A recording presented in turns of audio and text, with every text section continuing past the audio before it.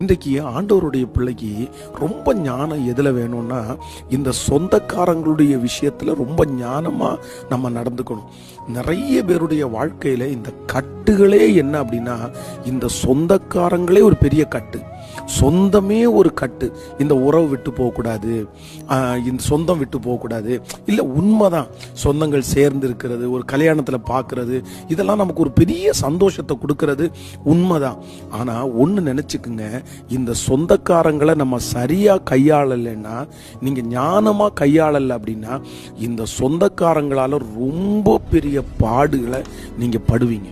பாருங்க, சிலர் எல்லாத்தையுமே வாழ்றது சொந்தக்காரங்களுக்காக, சாப்பிட்றது சொந்தக்காரங்களுக்காக, கார் வாங்குறது சொந்தக்காரங்களுக்காக, எல்லாமே யாருக்காகன்னா சொந்தக்காரங்களுக்காக.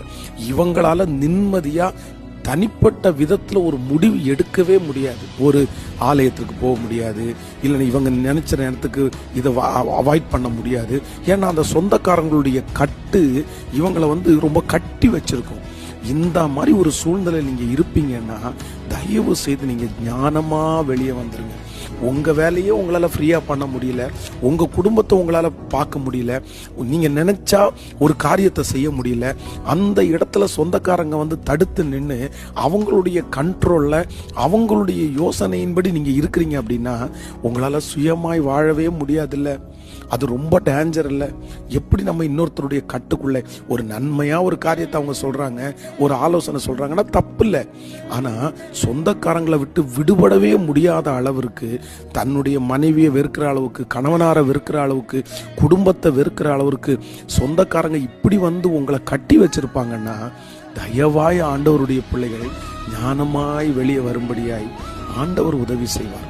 அதனால சொந்தக்காரங்களுடைய கட்டுகளில் நீங்க சிக்கிறாதீங்க, கமிட்மெண்ட்டுக்குள்ள சிக்கிறாதீங்க. இன்வெஸ்ட்மெண்ட் பண்ணும்போது, தொழில் ஆரம்பிக்கும் போது எப்பவுமே ஆண்டவருடைய பிள்ளைங்க தனியாக அப்படின்னா ஹெல்ப் பண்ணலாம், சேர்ந்து செய்யலாம். ஆனா என்னன்னா, நீங்க தனியா டிசிஷன் எடுக்கணும். நீங்க தனியா குடும்பமா வெளியே போகணும்னு நினைச்சா போகணும். இந்த கண்ட்ரோல் அப்படின்றது கண்டிப்பாக ஒரு நாள் ப்ராப்ளமா உங்களுக்கு மாறிடும். அது ஒரு நல்ல ஜெனரல் மைண்டோட இருக்கிற வரைக்கும் பிரச்சனை இல்லை. யாராவது ஒருத்தர் இன்னைக்கு சொந்தக்காரங்களால நீங்க ரொம்ப பாடுபடுவீங்கன்னா, அவங்களுடைய கட்டுக்குள்ள இருப்பீங்கன்னா, யாக்கோபை போல சீக்கிரமா நீங்க வெளியே வந்துருங்க. ஆபிரகாம் என்னைக்கு ஐஸ்வர்யவானாய் ஸ்டார்ட் பண்ணாருன்னா, என்னைக்கு லோத்து அவர் பாட்டுக்கு போயிட்டாரோ அன்னைக்கு தான் இவருக்கு ஒரு மாற்றம் வந்துருச்சு. அவ்வளவுதான். ஒரு காலகட்டம் வரைக்கும் சொந்தக்காரங்க இருக்கலாம். அதுக்கப்புறம் நீ அந்த வழியே போனா, நான் இந்த வழியே போறேன்ப்பா, சமாதானமா சந்தோஷமா அப்படியே அவங்க பார்த்துட்டு போயிட்டா ரொம்ப நல்லா இருக்கும்.